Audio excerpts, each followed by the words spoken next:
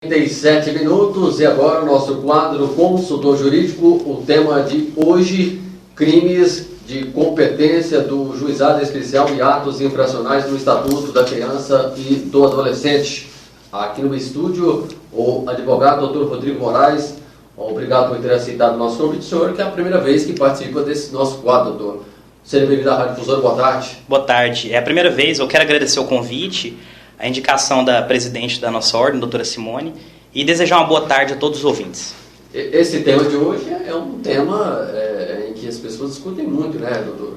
É um tema relevante em razão de um homicídio recente que ocorreu em Jataí, tem causado muita curiosidade e perplexidade também.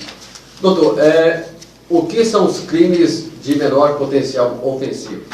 Os crimes de menor potencial ofensivo são aqueles considerados de menor gravidade e relevância.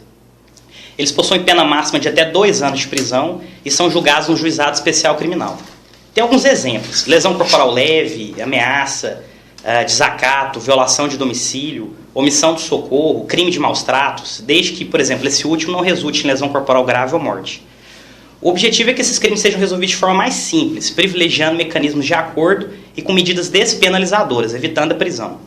Porque a prisão, para pessoas que cometem crimes de baixa gravidade, não é a melhor saída. Se você encarcerar uma pessoa que cometeu um crime de pequena relevância com outras que estão presas por motivos muito mais graves, seria no mínimo um contrassenso. Ainda mais sabendo que os presídios são verdadeiras escolas do crime. Tem que se somar a isso também, Carlos Henrique, o escasso número de vagas que temos nos presídios. O Brasil tem hoje um déficit de quase 300 mil vagas no sistema prisional e não há interesse público, nem político, a gente sabe disso, em construir mais presídios e ofertar mais vagas, num país já tão carente em outras áreas, como saúde e educação. Além disso, já temos mais de 600 mil pessoas presas no Brasil. Assim, pensando na forma de tratar com menos rigor os crimes de menor potencial ofensivo, o Juizado Especial Criminal prevê medidas despenalizadoras, entre as quais a composição civil dos danos, a transação penal e a suspensão condicional do processo. Nos crimes de menor potencial ofensivo não se faz boletim de ocorrência, e sim termo circunstanciado, que é o que é isso? É um relato sucinto da infração cometida, da identificação das partes envolvidas e a indicação de testemunhas. Um fato interessante para notar aqui é que não é possível a prisão em flagrante por crimes de menor potencial ofensivo. O que ocorre é que a pessoa até poderá ser capturada pelos agentes policiais e na delegacia, após ser formalizado o termo circunstanciado, e desde que assuma o compromisso de comparecer em audiência que será marcada no fórum, não poderá ser recolhida a prisão. Na audiência, poderão ser propostos institutos despenalizadores a quem cometeu o crime. E, para explicar de forma sucinta, a composição civil dos danos, que é a primeira fase, é a tentativa de conciliação entre o agressor e a vítima.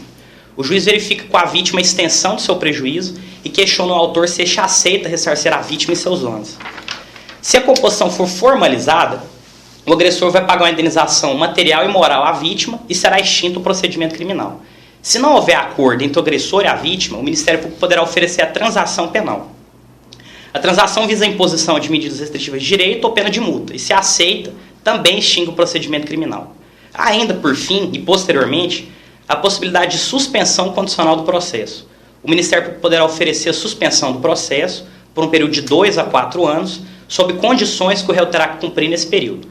Algumas dessas condições são proibição de frequentar determinados lugares, proibição de ausentar-se da comarca onde reside, sem autorização do juiz, comparecimento mensal e obrigatório no fórum para justificar suas atividades, ou reparação do dano à vítima.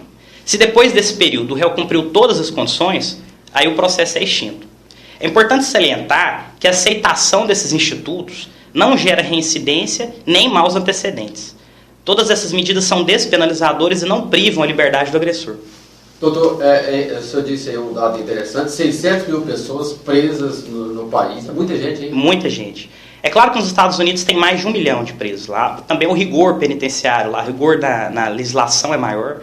Aqui a gente tem o juizado... É o que precisaria, doutor, desculpe cortar o senhor, aqui no Brasil, de termos leis mais fortes? Olha, o problema criminológico ele passa muito além da questão só de penas mais severas. Eu acho que no Brasil a gente tem esse problema de penas pouco severas, mas a questão é mais de fundo, né? Tem que ter uma integração maior, tem que ter investimentos maiores em outras áreas para evitar que as pessoas que, principalmente de baixa renda, caiam na criminalidade.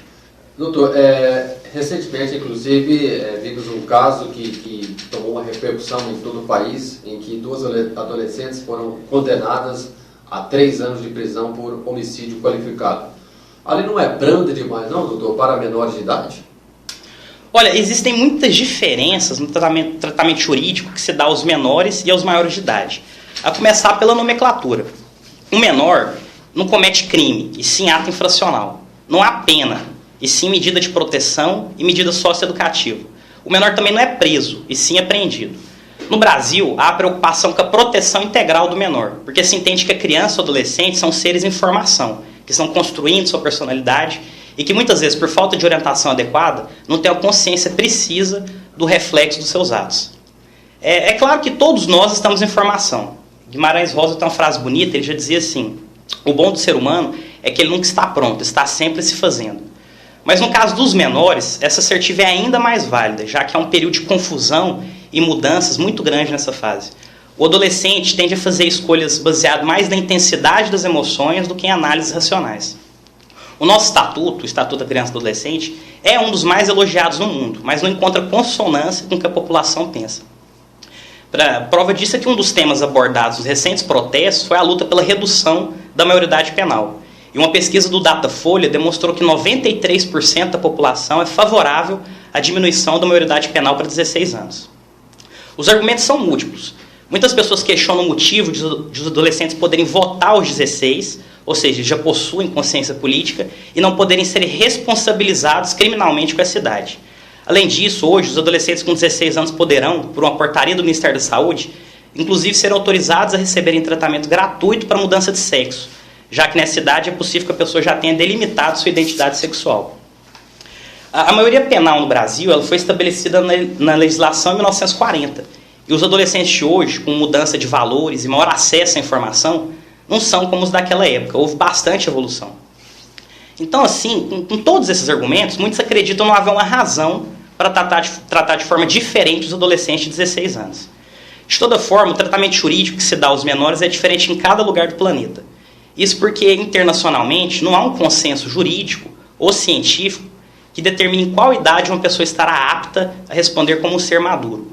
Na Inglaterra, no país de Gales e na Irlanda do Norte, por exemplo, uma criança de 10 anos já pode ser condenada criminalmente. Na Escócia, a maioridade penal começa aos 12.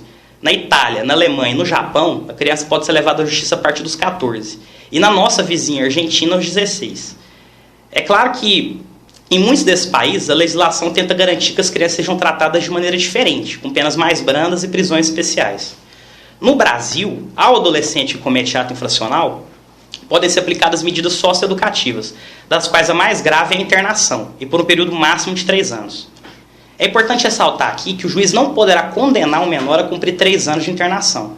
A medida socioeducativa é imposta por prazo indeterminado, não excedendo o prazo de 3 anos, e devendo a sua manutenção ser reavaliada no máximo a cada 6 meses. Cada país tem seus valores, mas o que tem acontecido é que a ampla maioria da população brasileira tem discordado de alguns valores impregnados no ECA. Essa questão de valores é complexa. Fazendo uma pequena parte aqui. Na França, em uma casa de espetáculo, numa cidade próxima de Paris, durante muito tempo havia a prática de arremesso de anões.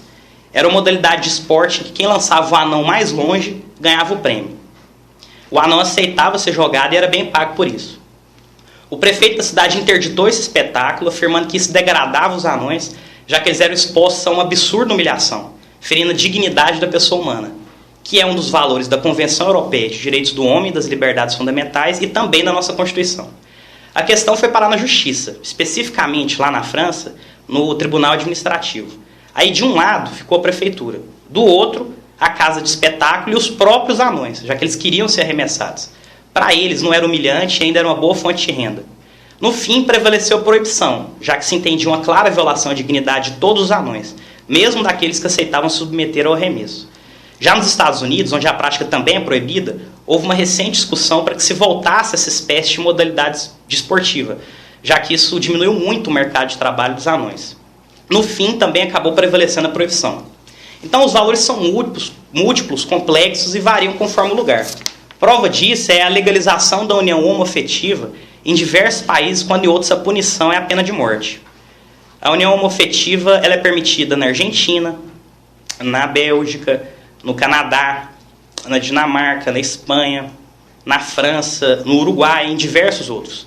No Brasil, embora a união homoafetiva não esteja legalizada, a união estável e o casamento são permitidos em razão da decisão do Supremo.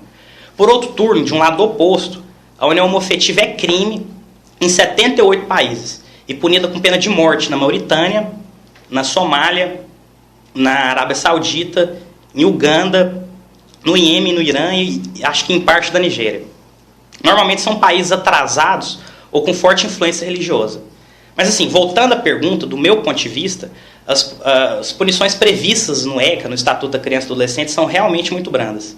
Eu acho que por mais que o ECA esteja impregnado de valores nobres e proteja fortemente a criança e o adolescente, já passou da hora de rever as punições aplicadas. Doutor, a maioridade penal, inclusive, tem sido motivo de muitas discussões, tem dado aí, como eu já citei, tem dado muita repercussão, muitas discussões, uns defendem, outros acham que deve continuar como está. É possível reduzir a maioridade penal no Brasil? Há muita polêmica em torno dessa pergunta. O que prevalece hoje entre os juristas é que a redução da maioridade penal é inconstitucional, já que fere direitos e garantias individuais, que são cláusulas pétreas previstas na Constituição. Assim, não seria possível diminuir a idade penal de 18 para 16 anos, por exemplo. Mas talvez nem esse seja o caminho. Na Fundação Casa, antiga FEBEM de São Paulo, numa pesquisa demonstrada com dados oficiais, mostrou que o índice de reincidência entre os menores é de aproximadamente 13%. Já a reincidência entre os maiores é de 70%, que é uma das mais altas do mundo. Então, assim, é uma barbaridade que 7 de cada 10 pessoas que foram presas voltem a delinquir, o que só demonstra a falência do nosso sistema prisional. Além disso, uma pesquisa realizada em Curitiba, a informação de que apenas 3% dos atos infracionais cometidos pelos adolescentes são mais graves, como homicídio e estupro. Então, se a gente reduzisse a maioridade penal e misturasse os grupos, adultos e adolescentes em um mesmo espaço, provavelmente ocorreria aumento no número do cometimento de crimes mais graves e aumento da reincidência entre os adolescentes. O resultado é que nós teríamos adolescentes cada vez mais profissionalizados no crime. De toda forma, a lei atual é branda e a situação tem que mudar. Mas há outras formas de aumentar o combate à criminalidade entre os menores de idade. Uma das ideias é aumentar o tempo de internação, de 3 para 6 ou 9 anos, pelo menos para os crimes mais graves. Uma medida que pessoalmente eu apoio. Isso não feriria a Constituição e poderia ser uma saída jurídica. Se o jovem, doutor Rodrigo, tiver 17 anos e cometer um crime, esse jovem não poderá passar de 3 anos preso. Se tiver 18 anos, poderá ficar até 30 anos. Isso não é arbitrário, não, doutor Rodrigo? Pode-se pensar que sim. De fato, parece uma arbitrariedade. Mas como os legisladores tiveram que optar por um parâmetro, para os menores de 18 anos foi adotado o critério biológico, em que há a presunção absoluta de que os menores de idade não reúnem a capacidade de autodeterminação. E aí não se leva em conta a maturidade da pessoa. Em alguns países, avalia-se a capacidade psicológica da pessoa no momento do crime, diferentemente do critério aplicado aqui. No Brasil, então, 18 anos é a idade que o legislador entendeu como mínima para que a pessoa possa ter a plena consciência da consequência dos seus atos. Outro dado relevante é que a internação, que pode ser dada por um período máximo de 3 anos, só pode ser aplicada em casos muito específicos. Ela só é aplicada quando se trata de um ato infracional cometido mediante grave ameaça ou violência à pessoa, exemplo, roubo e homicídio, por reiteração no cometimento de outras infrações graves, e a reiteração aqui é no mínimo 3 atos infracionais e não se confunde com reincidência, e por descumprimento reiterado e injustificável da medida anteriormente imposta. Aí, nesse último caso, a internação é decretada por um prazo indeterminado, não podendo superar 3 meses. Então, como a internação só pode ser aplicada nessas hipóteses, ocorrem algumas situações no mínimo inusitadas. Por exemplo, se um menor que nunca havia delinquido pratica o ato infracional de tráfico internacional de drogas, está carregando ali, transportando de alguma forma 1 tonelada de cocaína, o juiz não poderá aplicar a medida de internação. E se, contudo, uma lesão corporal já pode dar ensejo à internação, porque aí já há violência à pessoa. Além disso, mesmo que o ato infracional seja praticado com violência ou grave ameaça, é importante ressaltar que o juiz não é obrigado a aplicar a medida socioeducativa de internação. ele pode aplicar qualquer outra menos gravosa. Isso porque ele só aplica a internação quando nenhuma outra medida se mostra suficiente. Então, outro fato importante é que o prazo de internação não pode superar 3 anos para cada ato infracional. Se a gente pegar um adolescente com 12 anos, por exemplo, e que ele cometeu 3 homicídios, a ele, então, poderá ser aplicada internação de 9 anos, saindo apenas aos 21 anos. Seria o caso do Marcelo Pesseguini, esse que o Brasil recentemente acompanhou, que poderia ficar internado até os 21 se estivesse vivo, já que ele matou vários membros da família. A liberação é compulsória aos 21 anos, o que significa que as medidas socioeducativas podem sim ser aplicadas a quem é maior de idade, desde que no momento do crime, ou do ato infracional, nesse caso, tenha menos de 18 anos. E isso aí gera algumas distorções no nosso ordenamento. Por exemplo, se o processo de um adolescente de 17 anos que cometeu 5 homicídios termina apenas quando ele já possui 20 anos, ele só poderá ficar somente mais 1 ano internado. Depois ele deve ser liberado. Outro exemplo é que se o menor infrator cometeu 2, 3, 5 homicídios também, por exemplo, foge, fica foragido e só é encontrado com 21 anos, nada poderá ser feito a ele. Ele fica numa espécie de limbo jurídico, já que ele cometeu o ato infracional quando era menor de idade e não poderá ser punido agora que tem mais de 21. Se aumentássemos o tempo de internação dos menores, essa distorção seria corrigida. As penas aplicadas no Brasil, de modo geral, doutor Rodrigo, são baixas, gerando uma sensação de impunidade. Olha, de modo geral, as penas não são baixas. O que ocorre são os inúmeros benefícios que a legislação prevê. Uma pessoa condenada a 18 anos por homicídio qualificado, por exemplo, se primária, ela poderá progredir para o regime semiaberto com cumprimento de pouco mais de 7 anos, após 2/5 do cumprimento da pena. Isso por se tratar de crime hediondo, em que o tempo para progressão é maior. Essa pessoa, depois de cumprir a pena de 7 anos, poderia passar ao regime semiaberto, em uma colônia agrícola ou industrial, podendo eventualmente sair durante o dia para trabalhar. Mas como em muitos lugares não há colônias agrícolas e nem alas especiais dentro do presídio para os que cumprem a pena em regime semiaberto, eles são colocados em regime aberto ou prisão domiciliar, que na prática significa liberdade. Isso aqui gera muita revolta e sensação de impunidade. Há também muita discrepância e distorção no nosso sistema jurídico. Eu vou citar o exemplo aqui do crime de estupro de vulnerável, previsto no artigo 217-A do Código Penal. A redação do artigo é a seguinte: ter conjunção carnal ou praticar outro ato libidinoso com menor de 14 anos. Reclusão é de 8 a 15 anos. 8 a 15.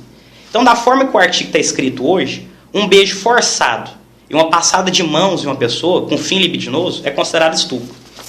Assim, para exemplificar, se um rapaz apalpa uma menina de 13 anos e tenta beijá-la à força, ele poderá ser condenado a uma pena que varia entre 8 a 15 anos.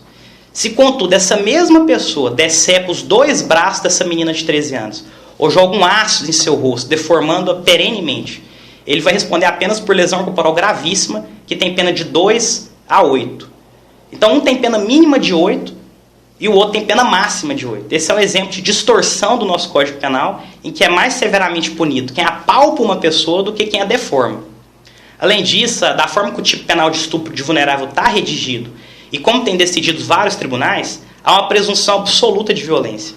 Então, se um menor ou uma menor de 14 anos queira consentir com a relação sexual com seu namorado, por exemplo, tem-se entendido que sua vontade não é relevante, devendo o agressor, e aqui entendendo o agressor, a pessoa que praticou a relação sexual com o menor de 14, responder por estupro de vulnerável. Isso dá margem a algumas situações bizarras. Recentemente, um cinema de São Paulo, um jovem de 18 anos foi preso em flagrante por estupro de vulnerável por ter beijado um menino de 13. Os dois combinaram de se encontrar pela internet, marcaram um encontro no cinema e lá, de forma absolutamente consensual, se beijaram na frente de todo mundo. Uma das funcionárias da bombonière do cinema viu a cena e ligou para a polícia. O rapaz de 18 anos foi preso em flagrante e indiciado por estupro de vulnerável. Em caso de condenação, ele poderia pegar no mínimo 8 anos de prisão. Então, esse tipo de situação também demonstra uma certa homofobia internalizada em muitos brasileiros. Provavelmente, se ao invés de um garoto de 13 anos estivesse uma garota dessa idade, a funcionária não teria chamado a polícia. Então, dito isso, eu penso que em alguns casos, algumas penas no Brasil são até severas demais. Há também, em cima disso aí, doutor, uma certa, pelo que entendi, o senhor citou como exemplo, esse caso aí de São Paulo, podemos dizer que também foi uma discriminação por parte desta funcionária? Eu acredito que sim. Eu acho que a lei, da forma que está escrita, é uma excrescência jurídica, é um absurdo. E eu acho, como eu tinha dito, eu acho que isso parte de uma certa homofobia internalizada. Porque se houvesse ali um rapaz de 18 anos com uma garota de 13, as pessoas entenderiam ali como uma situação típica, normal, afinal eles só estavam se beijando. Mas como era um menino de 18 e outro menino de 13, a funcionária ficou horrorizada e ligou para a polícia. E o nosso sistema jurídico dá respaldo para esse tipo de excrescência absurdo. Independente são duas pessoas do mesmo sexo ou não, nesse caso valeu então pelo fato de um ser menor e outro maior. Isso, aí independe do sexo. Se for menor de 14 anos e tiver conjunção carnal ou outro ato libidinoso, é estupro de vulnerável. Criança, doutor Rodrigo, também pode cometer crime? O Estatuto da Criança e do Adolescente define que criança é a pessoa até 12 anos de idade. Então, no dia em que ela fizer 12, ela torna-se adolescente. O adolescente é a pessoa que tem de 12 até 18. Também no dia que ela fizer 18, será tratada juridicamente como adulta. Tanto a criança quanto o adolescente podem cometer atos infracionais. Lembrando aqui que é considerado ato infracional a conduta descrita como crime contra a versão, é questão de nomenclatura. A diferença é que se a criança comete algum ato infracional de qualquer natureza, inclusive homicídio, um ou vários, ela não poderá ser responsabilizada por esse ato. Ao invés de medidas socioeducativas aplicadas em adolescentes, ela receberá medidas de proteção, que são aplicadas pelo Conselho Tutelar. E aí eu posso citar alguns exemplos de medidas de proteção. Encaminhamento aos pais ou responsável mediante termo de responsabilidade, orientação, apoio e acompanhamento temporários, matrícula e frequência obrigatórias em estabelecimento oficial de ensino fundamental, desde que, claro, nesse caso a criança não esteja matriculada. Inclusão em programa comunitário oficial de auxílio à família, à criança e ao adolescente, requisição de tratamento médico, psicológico ou psiquiátrico, em regime hospitalar ou ambulatorial, e também colocação em família substituta. Já o adolescente que comete ato infracional, diferentemente, pode ser responsabilizado por seus atos. Ao adolescente, além das medidas de proteção, também poderá ser aplicada a medida socioeducativa, das quais, como eu já tinha dito lá atrás, a mais grave é a internação. São outros exemplos de medidas socioeducativas. Advertência, obrigação de reparar o dano, prestação de serviço à comunidade. A internação é a mais grave e só pode ser aplicada naquelas hipóteses específicas. Eu fiquei aqui ressaltando termos técnicos, inclusive diferenciando crime de ato infracional, quando na verdade o problema é de nomenclatura, porque em essência são a mesma coisa. Mas uma das críticas que muitas pessoas fazem, inclusive juristas, é sobre a linguagem jurídica ser muito afastada da linguagem utilizada no dia a dia. O direito, como qualquer outra ciência, como matemática, biologia, economia, medicina, ele tem uma linguagem técnica que é peculiar e que deve ser empregada sempre que preciso. A questão é que muitos profissionais do direito a empregam desnecessariamente, quando não haveria razão para empregá-la. Então, o uso de uma linguagem mais próxima dos cidadãos os aproximaria da justiça. Um exemplo cômico disso é uma anedota famosa do Rui Barbosa, que foi um dos advogados mais brilhantes do país. Ele sempre foi conhecido pela sua imensa cultura, seu vasto vocabulário, português escorreito, e também por utilizar uma linguagem cheia de floreios e rebuscamentos, em qualquer situação. Então, se eu permitir que eu vou contar brevemente essa anedota. Conta-se que o Dr. Rui, ele tinha uma criação de galinhas no quintal dele. E tinha muitas galinhas, mas um dia ele foi percebendo que elas estavam diminuindo. Então ele imaginou que houvesse um furto e falou, vou preparar uma arapuca para o ladrão aqui. Ele ficou a madrugada, certo dia, acordado, esperando o ladrão chegar, e realmente o ladrão chegou, pegou 2 galinhas, uma em cada mão. Quando o ladrão estava indo embora, o Dr. Rui segurou a mão dele e falou assim, não pelo bico do bípede, nem pelo intrínseco valor do galináceo, se veio roubar-me, perdoo-te, mas se veio insultar-me a soberba prosopopeia, dar-te um trompaço no meio do seu glóbulo pensante que transformará sua massa encefálica em uma única hemácia. Aí o ladrão zonza assim, falou assim, mas doutor, eu deixo ou levo a galinha? Então, esse é o tipo de anedota, nesse caso, que não foi utilizado uma linguagem jurídica, mas que serve como exemplo de como a linguagem ela pode afastar as pessoas. Ok, doutor Rodrigo Moraes, nosso convidado de hoje, aqui do quadro Consultor Jurídico, com a parceria da Rádio Difusora de Jataí e também OAB. Doutor, algo mais acrescentado nesse tema? O senhor diria que o brasileiro está, volta a perguntar ao senhor, o brasileiro está bem servido em relação ao ensino que eu disse agora há pouco, está bem servido em relação às leis envolvendo os nossos menores, as nossas crianças e os nossos adolescentes, ou se eu sugeria uma outra ideia envolvendo inclusive essa questão da maioridade penal, doutor? Eu acho que a questão, como eu até ressaltei, não seria diminuir a maioridade penal, mas tem que ter punições mais brandas, ou mais drásticas, perdão. Aqui em Jataí, por exemplo, é um caso típico de que muitos adolescentes têm cometido muitos atos infracionais porque sabem que não tem punição. O ECA é muito protetivo. Eu acho que tem que aumentar o tempo de internação. A internação tem que ser aplicada em hipóteses mais extensas do que aquelas previstas. A gente fica horrorizado com certo tipo de crime que acontece aqui, muitos hediondos, e a gente não vê uma resposta adequada estatal. Então, acho que tem muita coisa que tem que ser mudada, inclusive distorções no nosso Código Penal, citei algumas hoje. Né? Eu acho que o Congresso tem que trabalhar mais e melhor. Ok, doutor Rodrigo Moraes, agradecemos pela participação do senhor conosco, pela primeira vez aqui no quadro Consultor Jurídico, né, doutor? Até eu estou conhecendo agora, gostaria, assim como eu fiz, como os demais convidados que eu entrevistei pela primeira vez, que estiveram aqui no estúdio, gostaria que o senhor falasse quem é Rodrigo Moraes, nasceu onde, há quanto tempo trabalhando como advogado, fica à vontade, doutor. Eu nasci em Belo Horizonte, mas eu sou jataense de coração, porque eu nasci lá por uma casualidade. Minha tia trabalhava no hospital Sara Kubitschek e minha mãe foi visitá-la com 9 meses, eu acabei nascendo lá.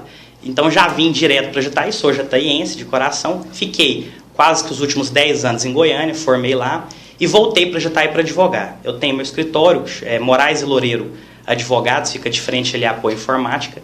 Quem quiser tirar dúvidas, orientações ou quiser me mandar um e-mail com algumas perguntas pertinentes do que eu falei hoje também, podem ficar à vontade. Obrigado, doutor. Bom trabalho, senhor. Seja sempre bem-vindo à Rádio Difusora. Espero que o senhor possa voltar outras vezes aqui no programa Plantão de Polícia, no quadro Consultor Jurídico. Muito obrigado. Eu que agradeço. Toda vez que eu for chamado, eu vou voltar sim. Agradeço o convite. Obrigado, doutor. Bom final de semana. Agora são 13h04.